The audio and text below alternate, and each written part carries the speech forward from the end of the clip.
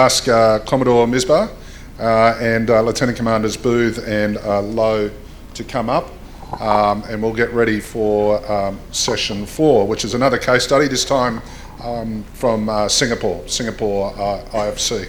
Okay, ladies and gentlemen, distinguished delegates, good afternoon, and thank you for your patience and continuing with us. It's a long day, but there's a good news. After this session 4, we have tea break, but the day is not over yet.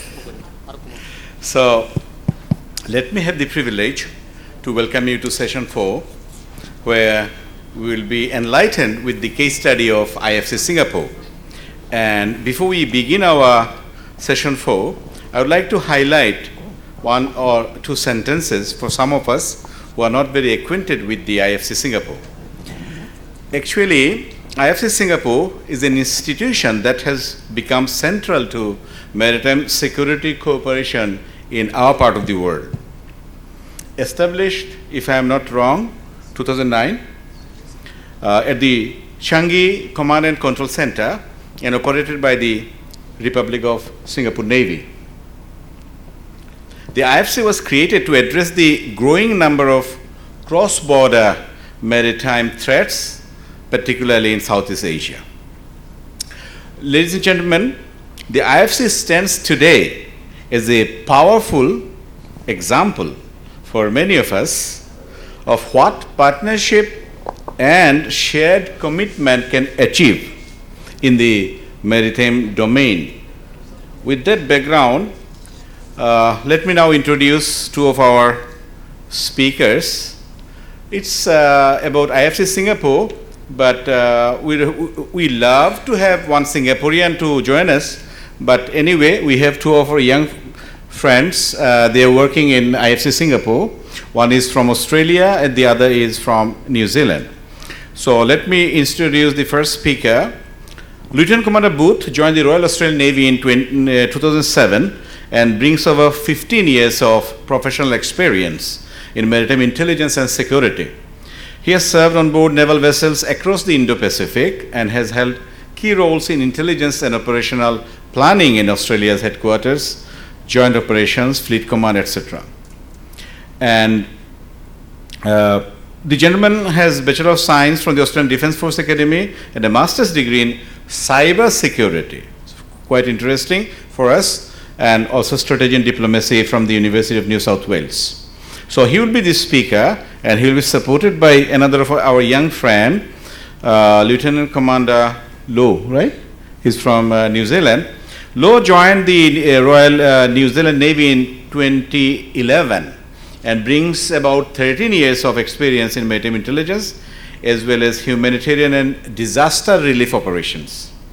He has served aboard ships deployed across the Indo-Pacific and has key roles at New Zealand's Joint Force Headquarters and at the Joint Intelligence Fusion Center. He has a Bachelor in Commerce and Administration, Honors, and Masters in Commerce and Administration. So ladies and gentlemen, without further ado, let's listen to the gentleman's lecture, presentation, and then keep noting if you have any queries. On completion of his presentation, we can discuss, debate, agree to disagree. Thank you. Thanks very much, sir, for the wonderful introduction. And yes, I guess before I start, I just want to convey the welcome from head of IFC, Senior Colonel Lester Young, who unfortunately also sends his apologies because he was unable to be here as part of this presentation and wasn't able to spare one of his Singaporean officers, so you get us instead. So what I plan on doing for the next about 20 minutes or so, at 19:30 according to the clock, is just walk through one single case study of where information sharing, information fusion allowed IFC Singapore to reach a successful outcome. So it's going to be relatively focused and hopefully lead us down a path of showing where information sharing was able to succeed and see what lessons we can draw from that at the end of the presentation. So starting off, I did want to give a bit of a background about IFC. Sir's provided a bit already, but just to make sure that everyone in the room knows the organisation a little bit. So IFC Singapore has 26 international liaison officers from 19 different countries. It has been running since 2009, and yes, was aimed to enhance information sharing predominantly throughout Southeast Asia, but as IFC Singapore has grown, their remit and AO has grown as well. So now the AO stretches from India to Eastern Philippines, all the way up to Japan and Korea, and then south down towards Australia. So a very big overall multinational, multi-region area of operations. We have representatives from Navy, from Coast Guard, and from Border Guard. We have had representatives from Army, but I don't think we've had any representatives from Air Force yet. We also have liaison officers with ties back to other maritime organisations. We have one representing the EU. We have one who's linked in directly with the UK MTO, and also one that has links back into the French MICA Centre. So a lot of different liaison through a lot of different groups. We cover a very wide variety of maritime security threats within the IFC Singapore, both conventional and very understood ones, irregular human migration, smuggling, piracy and armed robbery, illegal fishing, terrorism. But we're also starting to cover more emerging threats such as cybersecurity and underwater infrastructure and environmental security. So to do this, we have grown from a very small group in 2009 to the current force of 26 liaison officers. And that is spread throughout the globe. So as I said, our AO is quite wide, so are the groups. We've got pretty much every ASEAN country. We have Northeast Asian countries, China, Japan, and South Korea. We also have several American countries, the US, Canada, and Peru from South America, as well as a couple of Europeans, so France, Germany, the UK, and then Melvyn and myself representing sort of outer regions to the south, Australia and New Zealand. So between us all, we cover a very large portion of the globe, and we have quite a lot of reach. Of course, we'll talk a little bit more about this at the end, but having such a wide variety of member states included there does have some level of competition, but at IFC we work together. And so that's a very important part of what we do, is that we make sure that what we're working on is collaborative and conducive to good faith operations between us. I've started thinking of it as maritime security is the lowest common denominator of global cooperation, because we all rely on the maritime environment and everybody hates pirates. Including, as well as the ILOs from different countries, we also have a shipping engagement branch. So there is a team within IFC Singapore who is directly responsible for liaising with local shipping companies, international ones and locally engaged in Singapore. As I'm sure many of you know, Singapore is a massive maritime hub, huge amount of transshipment, a very central place to a very large percentage of global shipping. And that being the case, a lot of shipping companies, which may be headquarters elsewhere, often have a subsidiary or satellite headquarters within Singapore. And it's part of the team at IFC Singapore's job is to go out and actually conduct visits, conduct group training and liaison with those shipping companies in order to build a stronger network of not just military partners, but commercial partners as well, to being able to do our information sharing job that much easier with all that extra access that we can get from commercial partners. And we also have a good link to Singapore Maritime Authority, as you might imagine. Okay, so on with the story. Okay, so this year, so fairly recent, looking back towards 28th of July 2025, we had a theft, robbery and piracy at sea, so what we call a TRAPS incident, occurring in the Phillip Channel in the southern Singapore Strait. As you can see marked there on the map. So technically fairly close to Indonesia, but well within the area that we all look at collaboratively together, but within Indonesian territorial jurisdiction. So what did we do? We got the report in from the shipping company. They contacted us directly saying this incident occurred. So initial response from IFC Singapore, we send out a general notification, what you can see up there on the screen, right? are letting other ships and other partners who are in the area attached to our various, this one's on Telegram, social media, but also through multiple channels to allow them to know what's going on. So we share it out that way so that people have an awareness of what's happening. We also make sure it gets shared internally between all of our IFC ILOs so that we're all paying attention to the incidents that are going on. Some people who look at this as part of their daily duties, paying more attention, and others just for awareness. We also reach out to the company, making sure that the company, if they have any more information, if they want follow-up actions, and us sort of suggesting what they can do to follow up with their actions on. We're also liaising with other national centres and sending the notification to shipping partners. Once that's done, in this particular instance, we were able to do a little bit more sort of investigation into the incident and a bit more group networking. So I have put a box over the name of the shipping company. I realised the irony of masking some information in an information sharing session, but they did ask us to sort of keep the company's name quiet. However, I can say it was a French company. So that meant our French liaison officer was actually able to get in contact with them quite directly and get a bunch of information and CCTV footage.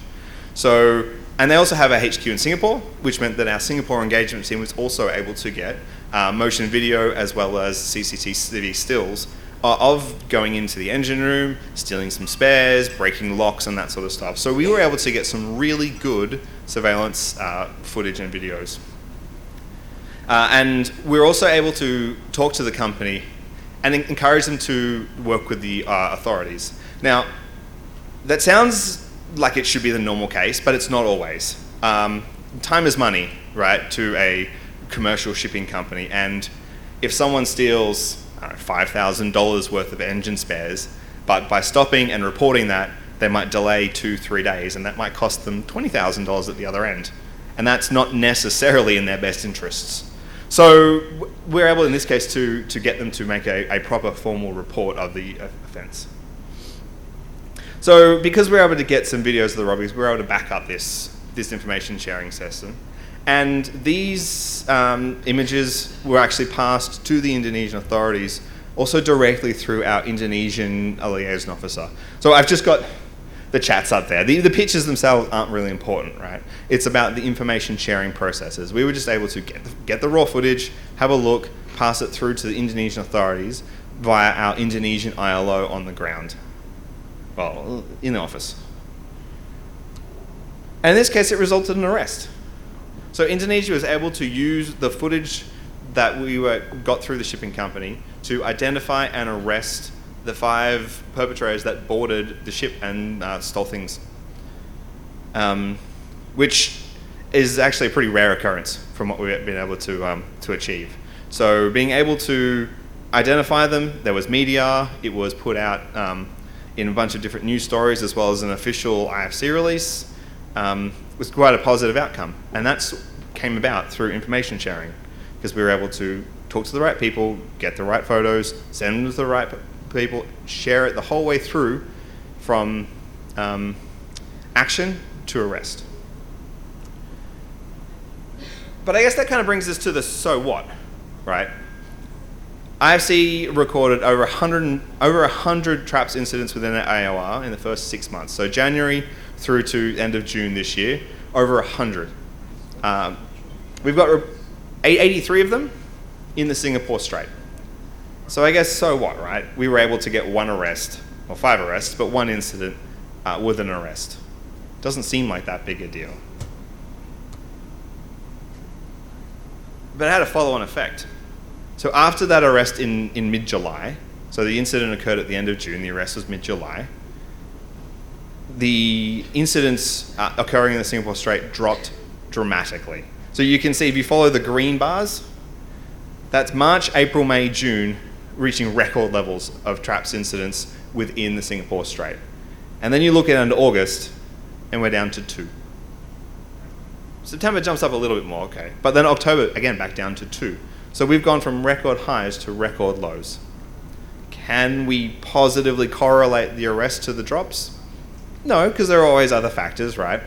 But I think it's not too long a stretch to say that the deterrence effect of actually arresting perpetrators, putting it out on the networks and making sure that information was circulated, that Indonesia has the capability and the purpose to do this, and that there is the possibility of it happening, is a deterrence effect. And I think you can see that in the numbers. Same with the graph down the bottom. It's quite high. Then you hit August, September, October, and it drops down. So a demonstrated effect from information sharing. So which brings me to, I guess, some of the summaries and the lessons learned. For this to have occurred, for us to have gotten that positive effect, we had to have a lot of information sharing, a lot of different sharing links. I've listed some of them there that I could sort of think of. So shipping company into the IFC, the shipping company out to other authorities, the authorities to the ILOs throughout the IFC, IFC Singapore out to the Indonesian ILO, and then out to the Indonesian authorities, and also the shipping company making their own contacts. That is a lot of information sharing, and that all had to happen realistically for us to be able to achieve this effect. So the overall result, the arrest of perpetrators, and a demonstrated reduction of incidents in the Singapore Strait, which overall is meeting Singapore IFC's overall mission, a safer and more secure shipping channel for maritime traffic. Because again, Singapore, maritime shipping hub, huge amounts of traffic. That wasn't me.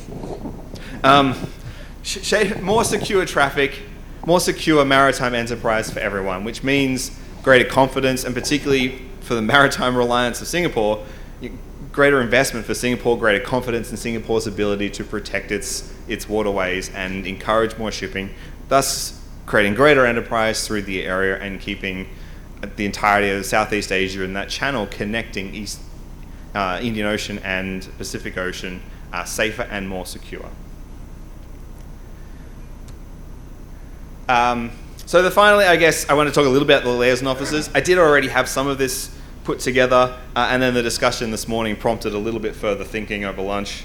But I guess the benefit in particular that we see in Singapore IFC of having so many liaison officers is that communication piece. The ability to be able to sit down and talk about it, to be able to pass stuff directly, to know exactly who's in the right seat at the right time, to be able to pass it back and forth. And knowing people makes information sharing easier. I know we started off some of this morning talking about data and the absolute overwhelming amount of information and all the new and emerging systems that take advantage of that. And the systems that we need to be able to sort it out. Now that's important. But I guess the takeaway from me from this case study in particular is probably a little bit simpler than that. Here we didn't need a lot of tools. We didn't have AI processing. We didn't have enterprise systems being able to sort it out.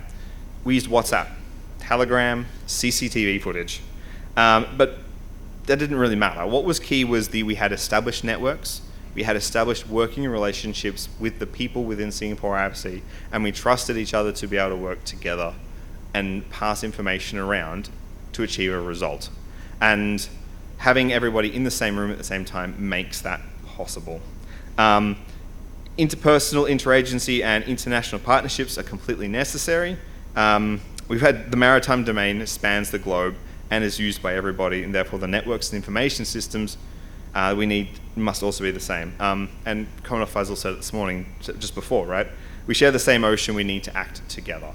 So that's where the liaison officers, that's where they bring a lot of benefit to the table, being able to have everyone together. Of course, there are challenges, right? There are disadvantages.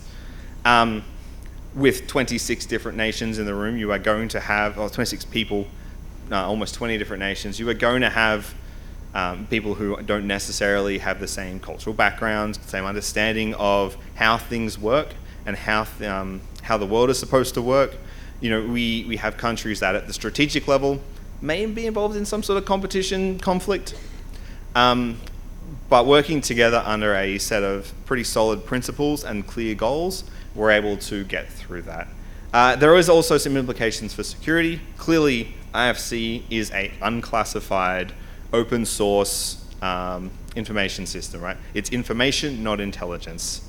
So it is open and available to all, but that's our goal anyway.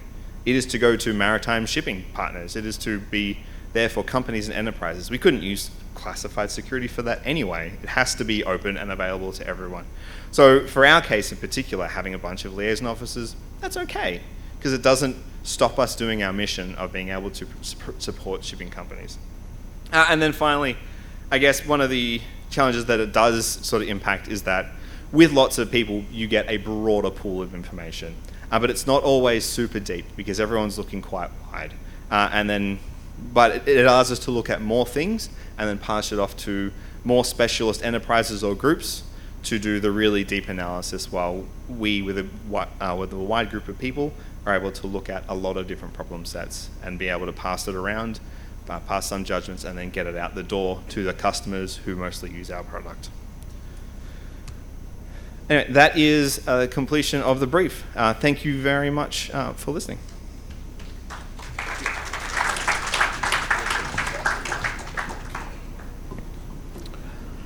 Thank you, Lieutenant Commander Booth. Before we open the floor for question, answer, and discussions, while listening to Lieutenant Commander Booth, I was wondering and talking to my friend Lou that despite such surveillance in the Strait of Singapore Strait and the Malacca, this part, so many incidents are happening and are being reported. Then I was thinking about Bangladesh and part of India where we have big mighty rivers. I mean, the greatest width of Singapore Channel, as we have discussed, is around 14 to 4 nautical mile. So maximum it's around 8 to 10 kilometers of width. Where we have river Meghna and Ganges, we have 20 plus kilometers width. And they're coming down and connecting to our Bay of Bengal. So those areas are also very much needed for the domain awareness, because when you chase the pirates or the illegal traffickers, they try to, escape and take safe shelter. So these are challenges. Now, my first question, any of you can choose to answer. IFC Singapore is sort of, we consider a fusion center to be emulated with your fine examples. But then, I love to listen to some of the challenges, despite you have mentioned a couple of, which you personally feel being a not insider person. You are not a Singaporean, but apart from the cultural side, I'm interested about the professional parlance. How do you feel if you are requested to make 2 or 3 priority of challenges that our other friends from other countries can emulate? Thank you. I've got one. If you want to go one after? Okay, I'll go first. I guess probably the challenge that I see IFC Singapore having, and I get it was pretty much directly related to the question I asked in the previous presentation, was that because it is such a wide AO, and because there are so many different nations, there is no way that we can conduct an operation. So Singapore IFC has absolutely no operational tasking authority, no units to respond to anything. You could have an IFC getting a report of a piracy incident ongoing 500 meters outside of Changi Naval Base. And IFC couldn't do anything about it. Hopefully in that case, the guys who worked there would do something, but IFC couldn't do anything about it. We could have an ongoing piracy event in the Straits of Singapore, can't do anything about it. And if it's Singapore's waters, maybe we can pass it to the right people internally. But if it's happening in Indonesian waters or Malaysian waters or further afield, even if we're getting all the information, we can't do anything about it.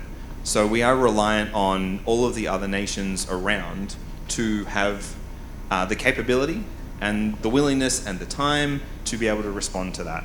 And that, in some ways, is quite a challenge because we see a lot of things, but we can't do anything about them. We can only send out the information to influence or request or anything like that other partners who have the operational requirement to be able to do something about it. And certainly that's probably one of the challenges that we see because it's so wide, we can never respond. Anything, please? So firstly, I want to say thank you to ANU for bringing me here. Wonderful guests, hosts for BIMRAD. Thank you for bringing the New Zealand Navy here as well. So firstly, I want to say it's not really a challenge per se. It is a journey, okay? Because so the IFC with 26 Challenging journey. You can spin it whichever way you want, but it is the same journey. We all have to walk together, right? So there is a degree of engineering inside the IFC, right? Not in terms of mechanical engineering, but social engineering as well. And so informally, our team building is excellent, okay? So there's a lot of activities that build trust, because you can't search trust according to Vice Admiral Hammond. And so trust is the currency that we hold dear in our hearts. So that's one. Two, with that comes respect, right? Respect for each other's professionalism and also the ability to cooperate and collaborate together. So with that, we bring our networks behind us, right? Now, from the formal side, MOUs aside, because you can't actually MOU your way to victory, it is the ability to have outreaches, right? And so, so IFC has MARIX, which is a maritime practitioners information sharing exercise, and it's held every 24 months. And then they have a situational awareness meeting, which is held every 3 months, and that also brings together military and also merchant companies, right? Within that whole sort of shipping engagement, there's also the internal policies that bind us together as well, in the sense that it is a code of conduct so that we can live happily in one neighborhood, in one community, right? And so the SOP, the relationships, the internal policies, the visits, all that type of engineering brings trust, builds relationships, allows us to execute what is arguably quite a complex task, if this was not the IFC, with very low tech, very easy to use, very achievable methods. So yeah, that is my view, that it's a journey, not a destination. Thank you so much, Lo.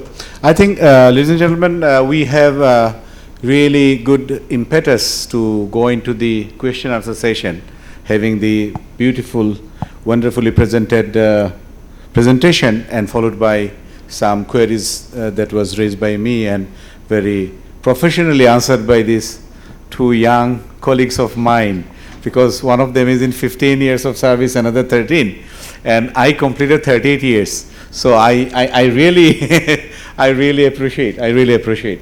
So your naval journey is also a very long one still, anyway. So from that side, Mr. Mahfouz, followed by Lieutenant Commander Rahim. And one more question we'll be taking, and then Commodore Mahmoud Hassan. Thank you very much, everyone. Good afternoon. Well, it was really a lovely presentation by Lieutenant Commander Michael Booth from Royal Australian Navy. My question is actually linked with the refugee crisis that the entire world has been dealing with for the last several years. Even in our country, everyone knows that over 1 million Rohingya migrants that have Bangladesh government has sheltered, and they have been on the soil of Bangladesh for last 7 years or 8 years. Okay. And I have also, seen in some articles in the Guardian and also Huffington Post that the European Union, they are going to, in Brussels, the headquarters of the European Union, they're having a restless time. They're, thinking about bringing certain changes in their refugee crisis policies. Okay, and even in the United Kingdom of late.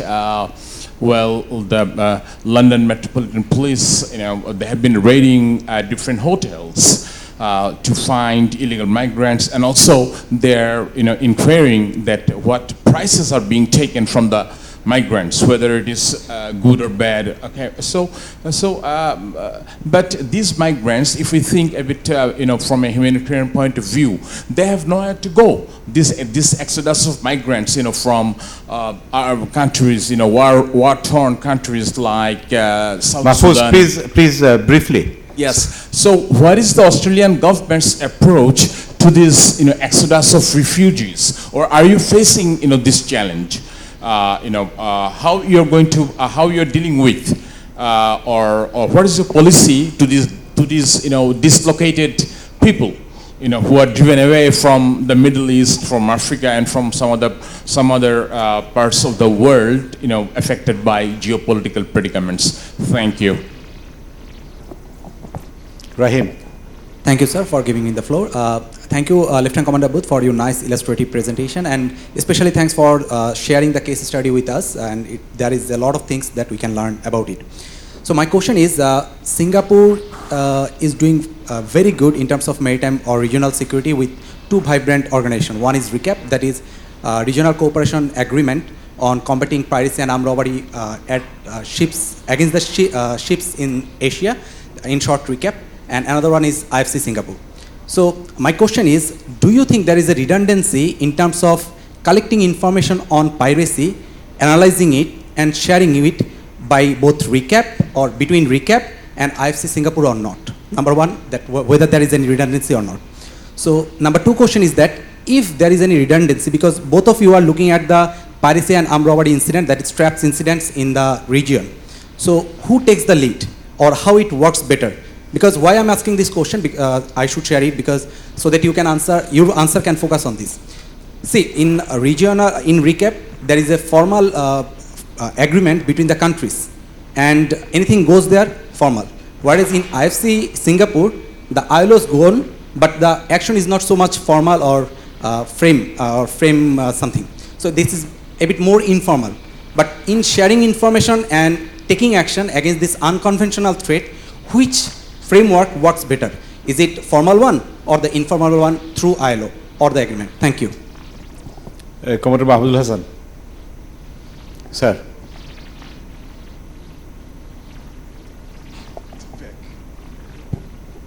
Thank you very much. The really excellent presentation. We talked about the piracy, IUU fishing, and all these things, but one of the things is the gray activities. If we take the incident of the Nordic pipeline in the North Sea, the destruction of the Nordic pipeline, this thing has come up now, the gray activities. Now, my question is that whether the IFCs, especially I take the Singapore as one of the very good IFC model as a model. So for the gray activities, do you take any action, or do you have any plan, or how you think about this to get the information and then take action on this? So this I want to know. Thank you. So can you remember all the three big questions? Okay, you can try.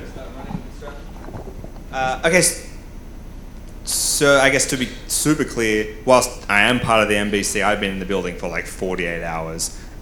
So I'm not really strongly read into the Australian response to immigration and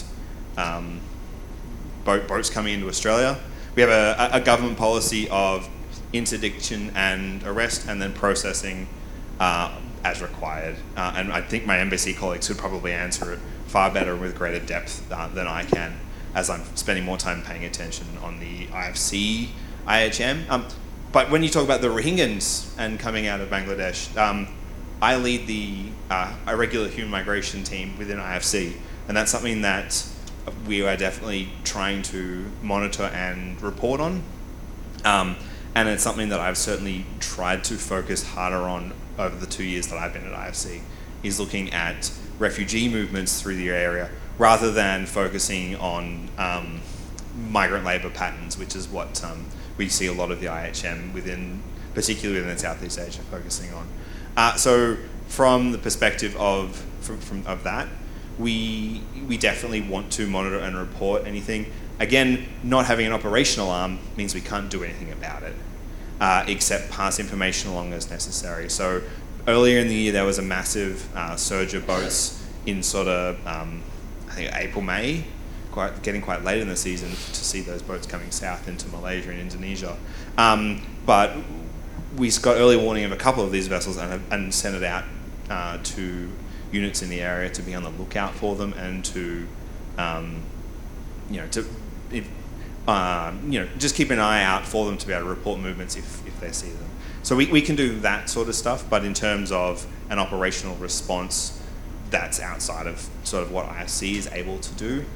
Information sharing and fusion is kind of the limit there. In terms of recap, I think both exist for complementary purposes. I wouldn't say that one leads the other. I wouldn't say one makes the other redundant. I think it almost comes back to that wide and deep, wide and broad versus deep kind of option.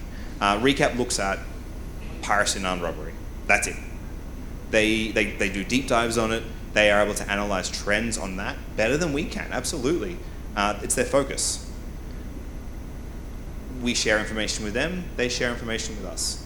And we make sure, we don't align our numbers, like we don't go back channels and be like, all right, you've got 10, we make sure we have 10, because that's not how it works. But we will make sure that we share incidents, right? Hey, did you guys see this? Did you guys see this? And make sure that we're able to correlate information.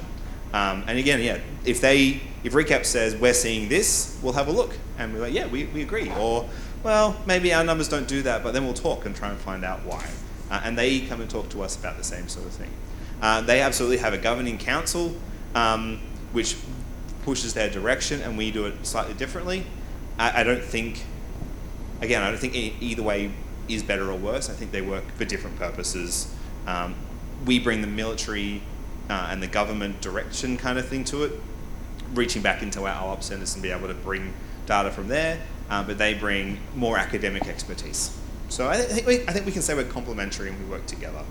And then finally, grey zone activities. I guess the thing to remember with IFC Singapore is that we are very definitively not state-based action against other state-based. We can't do it with that many people. There's no way. You can't deconflict the state opinions of 26 different people from 19 different countries. So when we're talking about grey zone activities, we tend to push it more towards either unattributable or crime-based. So we can report pipelines breaking or something like that, but it will never be attributed to a particular actor unless it's a very clear extremist organization or something like that, rather than something state-based. I want to know about, especially of the monitoring activities, that how you monitor that one, reporting and taking action on the state. It is fine. Right. So I guess monitoring, in the same way we monitor any other incident, we don't necessarily do active monitoring of everything, right? We take all the information in as it comes. So in the same way, if there is illegal fishing conducted and an authority reports it, we put it into our system. If there is human migration, someone reports it, we put it in our system. If there's damage to a pipeline, cable, or anything like that, we get the report, we put it into our system. It's treated exactly the same. So thank you very much. We have 4 more minutes. Any questions? Any queries? Any compliments? Anyone? Any comments? Okay, Simon.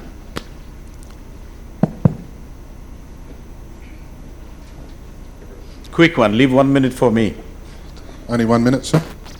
I'm just. I know that the IFC, Singapore IFC, has put a lot of work into the shipping engagement branch, and it would be interesting to see. It's probably something which is recommended for all new IFCs, I suppose, because you really need to have the shipping companies in your back pocket.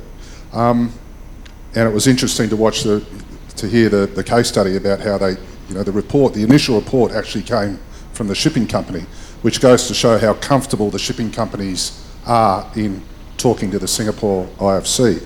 And it's a level of comfort that other IFCs should probably get from the shipping companies.